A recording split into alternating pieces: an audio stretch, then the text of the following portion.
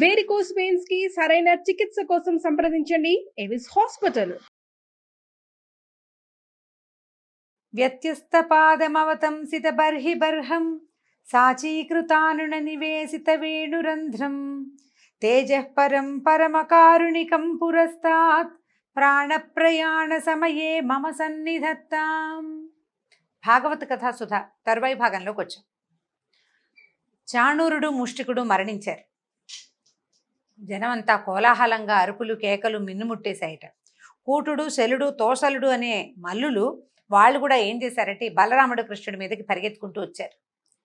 పిల్లలు పెద్దవాళ్ళని చంపటం ఏమిటి, పైగా మనవాడు పడిపోయాడనగానే తోటివాడు ఊరుకోలేకపోతాడు. వాళ్ళు పరిగెత్తుకుంటూ వచ్చేసరికల్లా వాళ్ళను కూడా చితకొట్టేశారు. వీళ్ళు దెబ్బలు పడ్డాయి, గట్టిగానే పడిపోయారు, ప్రాణాలు వదిలేశారు. ఇప్పుడు కొట్టి వదిలేయటం క్రియగా కనిపించట్లేదండి. ఈ కృష్ణుడు బలరాముడు చేసే ఈ అన్ని రకాల వ్యవహారాల్లోనూ ఎక్కడా దెబ్బ కొట్టి బుద్ధి చెప్పే లక్షణం కాదు, వాడిని చంపటమే. ఎందుకంటే భూమికి భారం తగ్గించటానికే కృష్ణావతారం. భూభారం దెబ్బలతోటి రాదు, ప్రాణం పోవాలి, వాడి శరీరం పంచభూతాల్లోనూ కలిసిపోవాలి, దాని తర్వాతే భూభారం తగ్గుతుంది.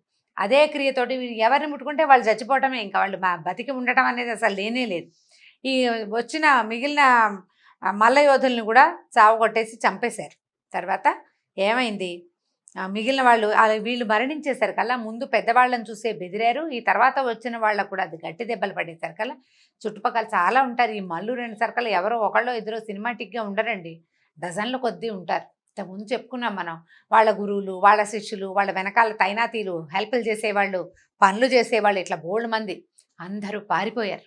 ఈ మల్ల యోధులంతా కలిసి వచ్చి ప్రాక్టీస్ చేసేది ఒకటి ఉంటుంది, ఆంగణం లాంటిది. అక్కడ ఉన్న వాళ్ళంతా వచ్చేసి వీళ్ళ పక్కన నుంచి ఉంటారు. వీళ్ళ పార్టీ అందరికీ భయంగానే ఉంది, అందరికీ భయం వేస్తోంది. ఈ భయంతో అందరు పారిపోయారు, ఎవరి దారిన వాళ్ళు. ఈ యుద్ధంలో ఎవరైనా గెలవంగానే ఏం చేస్తారు, మంగళవాద్యాలు మిన్నుముట్టుతాయి, బోళ్ళంతా అంటే కోలాహలంగా చేస్తారు, వాద్యాలు మోగిస్తారు సంప్రదాయంగా.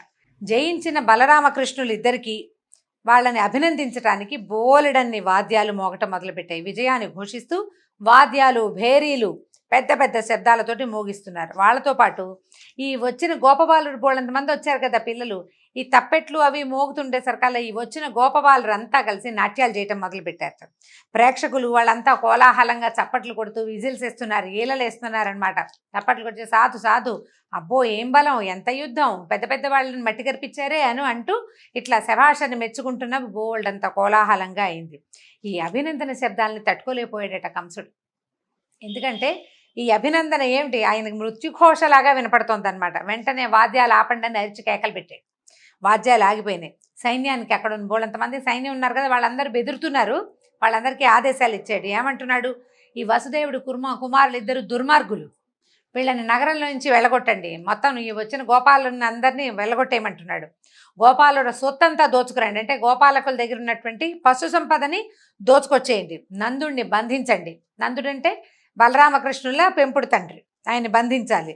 వసుదేవుణ్ణి నా తండ్రి ఉగ్రసేనుని రాజ్యం కోసం వేచి ఉన్నాడు మా నాన్న అంటే, కంసుడు ఏం చేశాడు, వాళ్ళ నాన్న ఉగ్రసేనుని చెరసాల్లో పెట్టాడు కదా.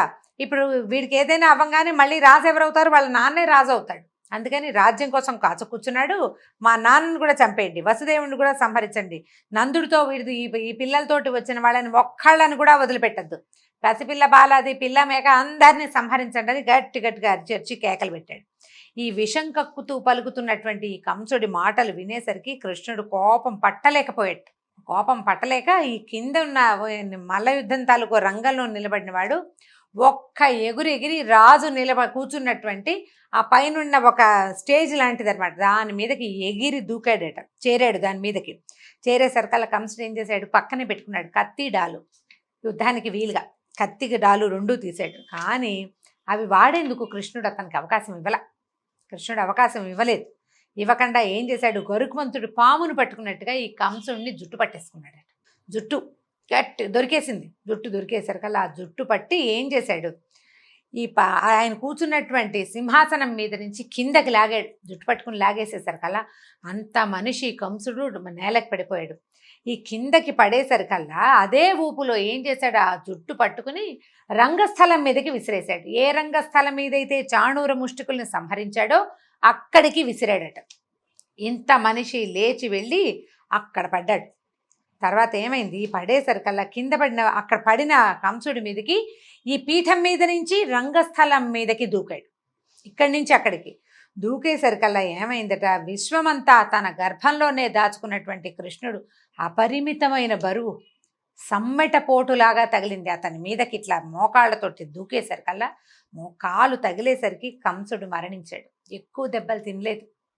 జుట్టు పట్టుకుని లాగి ఇక్కడి నుంచి విసిరి ఆయన మీదకి దూకాడు కృష్ణుడు, ఆ కంసుడి మీదకి. ఆ దూకిన దానికి, ఆ తాకిడికి అతను మరణించాడు. పైగా కొన్ని సంవత్సరాలుగా ప్రాణభయంతో బితుకు బితుకు బితుకుమంటూ ఆ గుండె ఎంత పల్చబడిపోయినాయో దాని గోడలు. సంవత్సరాల తరబడి మృత్యుభయం, ఏళ్ల తరబడి. ఎప్పుడు ఎక్కడి నుంచి మృత్యువు తన్ని కబళిస్తుందో తెలియక నిరంతరము హరినామస్మరణ చేస్తూ అమిత పల్చగా అయిపోయినటువంటి అతని గుండె గోడలు పగిలిపోయినాయి ఒక్క దెబ్బకి. ఇంత బరువుని సహించలేక కంసుడు మరణించాడు. ఎట్లా చేశాడు, చనిపోయిన ఏనుగుని సింహం లాక్కెళ్ళినట్టుగా ఈ కంసుడిని కృష్ణుడు, ప్రజలందరూ హాహాకారులా రాజు రాజు అంటున్నారు. వీళ్ళకి రాజు కావాలని ఉందని చెప్పటం లేదు ఇక్కడ. హాహాకారాలు చేయటం, భయంతో, బాధతోటి, సంతోషంతో, అన్నిటితోటి పెద్ద పెద్ద కేకలు పెడుతుంటే శరీరాన్ని అతన్ని ఈ మల్ల రంగస్థలం నుంచి కిందకి లాక్కొచ్చాట. ఇప్పుడు చూడండి ఏం చేశాడు, ఇలా నిరంతరము ఎప్పుడైతే తను మరణిస్తానని తెలుసుకున్నాడో, ఎప్పుడు తెలుసుకున్నాడు ఇది, దేవకీదేవి వివాహం అప్పుడు. ఆ రోజు కృష్ణుడి చేతిలో, అంటే అష్టమ గర్భ సంజాతుడి వల్ల మరణిస్తానని తెలుసుకుని అప్పటి నుంచి చనిపోయే క్షణం దాకా హరినామస్మరణే చేశాడు. విష్ణువే తనని ఈ రూపంలో సంహరించబోతున్నాడని, విష్ణువే దేవతల పనుపున భూలోకానికి రాబోతున్నాడని, ఎక్కడ ఉన్నా విష్ణువేనని భావించి భావించి భావించి ఉండి ఉండి ఉండి ఆ విష్ణువు చేతిలో మరణించంగానే ఆయనలో అతని తాలూకు ఆత్మజ్యోతి లీనమైపోయింది. కృష్ణుడిలో కలిసిపోయాడట కంసుడు. అందరూ చూస్తున్నారు, అట్లా చూస్తూ ఉండిపోయారు. ఈ కంసుడికి తమ్ముళ్ళు ఉన్నారు చాలామంది, న్యగ్రోధుడు, కంకుడు మొదలైన వాళ్ళు 8 మంది, మొత్తం కంసుడు వాళ్ళు 9 మంది. వాళ్ళు ఏం చేశారు, ఈ దుర్మరణం తన అన్న, అసలు ఏం పెద్ద యుద్ధము జరగలేదు, ఏమిటో బాహుబాహి మా యుద్ధం జరిగితే ఒక రకంగా ఉండేది, అంత యుద్ధం ఏం లేదు, చాలా చిన్న చిన్న దెబ్బలతోటే మరణించాడు. దాంతో వాళ్ళంతా, రాజుగారి తమ్ముళ్ళు ఎందుకు ఊరుకుంటారు, మా అన్నయ్యని ఏదో చేశాడని వాళ్ళంతా వచ్చేసరికల్లా ఏం చేశాడు, సింహం చిన్న పొన్న జంతువులు చంపినంత తేలికగా కంసుడిని చంపగలిగిన వాడికి వాడి తమ్ముళ్ళేం లెక్క, అందరినీ సంహరించేశాడట కృష్ణుడు. దేవతలు ఆకాశం నుంచి పుష్పవృష్టి కురిపించారు, పువ్వుల వాన కురిసిందట. బ్రహ్మాదులు పైనుంచి దేవదుందుభులు మోగినాయి. ఎంత పట్టరాని ఉత్సాహంతో భూమి మీద మానవులు, ఆకాశంలో దేవతలు కోలాహలం చేశారట. ఈలోగా ఏమైంది, ఈ కంసుడి భార్యలు, అతని సోదరుల భార్యలు పరిగెత్తుకుంటూ వచ్చారు. వీరమరణం చెందినటువంటి తమ భర్తల శరీరాలని చూసి ఓహో అని ఏడ్చాడు అందరూ. మరి దుఃఖిస్తారు, భార్యలకు సహజమైన దుఃఖం కదా, భర్త దుర్మార్గుడైతే పోతే పోయాడని అనిపించదు. భర్త లేకపోతే తమ సౌభాగ్యం కోల్పోయామని బాధపడుతూ వాళ్ళందరూ ఏడుస్తుంటే కృష్ణుడు వాళ్ళందరినీ ఓదార్చాడట. ధైర్యంగా ఉండమన్నాడు, నేను మిమ్మల్ని ఏం చేయనని వాళ్ళకి ధైర్యం చెప్పాడు. అక్కడి నుంచి మరణించిన వారికి ఉత్తరక్రియలు చేయించమని గట్టిగా ఆదేశాలు ఇచ్చాడు. దేవకి వసుదేవులు ప్రేక్షకులలో కూర్చుని ఉన్నారు. మొదటే చెప్పాం మనం, వాళ్ళని కూడా పిలిపించాడు. ఈ పిల్లలు తన కుమారులు ఎలా మరణిస్తారో వసుదేవుడు కళ్ళతోటి చూడాలి, దేవకి కళ్ళతోటి చూడాలని తల్లిదండ్రిని కూడా తెప్పించి కూర్చోబెట్టాడు అక్కడ. వాళ్ళు ఈ ప్రేక్షకులలో నుంచి ఈ పిల్లల్ని చూస్తుంటే వీళ్ళకి తమ పిల్లలు తమ పిల్లలుగా తెలియలే, లోకేశులుగా తలిచారు వీళ్ళు. దేవతలే దేవుళ్ళే ఇలా దిగి వచ్చారని సంతానంగా భావించక వారి దగ్గరికి కూడా రాలేదట. నా పిల్లాడు ఇన్నేళ్ల తర్వాత వచ్చాడని దేవకిదేవి పరిగెత్తుకుంటూ రాల. ఆ ప్రేక్షక జనుల నుంచి అట్లా చూస్తూ ఉండిపోయారు, భగవంతుణ్ణి చూస్తున్న భావనతోటి అలా ఉండిపోయారట. అప్పుడు కృష్ణుడు తెలుసుకున్నాడు తన తల్లిదండ్రుల ఈ స్థితి. వాళ్ళకి ఈ సమయంలో వాళ్ళకి తత్వజ్ఞానం కాదు తెలియాల్సింది, భగవంతుడిగా తనని తెలుసుకోకూడదు, వాళ్ళకి సంతానం అవడం కోసమే కదా తను పుట్టింది. అందుకని ఏం చేశాడు, లోకాన్ని మోహంలో ముంచేసేటువంటి తన మాయతోటి వాళ్ళ ఆలోచనల్ని మార్చేశాడు. విష్ణుమాయ మళ్ళీ వాళ్ళ మీదకి కప్పేలాగా చేశాడు. అప్పటి వరకు లోకేశ్వరులుగా కనిపించిన పిల్లలు తమ పిల్లలుగా, పసిబాలురుగా, ఇంకా పాల్గారుతున్న చెంపలతోటి ఉన్న పిల్లల్లాగానే అనిపించారు. వాళ్ళ దగ్గర పరిగెత్తుకుంటూ వెళ్ళారు అబ్బాయిలు ఇద్దరు. అప్పుడు తల్లి దుఃఖిస్తూ, నాయన ఇన్ని సంవత్సరాల తర్వాత ఇట్లా నా పిల్లల్ని చూసుకోగలిగానని దేవకిదేవి ఆనందంతో సంతోషం పట్టలేక కుమారులిద్దరినీ కౌగిలించుకుని ఏడుస్తూ ఉండిపోయిందట. వసుదేవుడు ఇన్ని సంవత్సరాల తర్వాత పసిపాపడుగా ఒక పిల్లవాడిని ఇక్కడి నుంచి తీసుకెళ్తే గర్భస్థ శిశువుగానే పిల్లాడిని ఇంకో దారి పట్టించారు.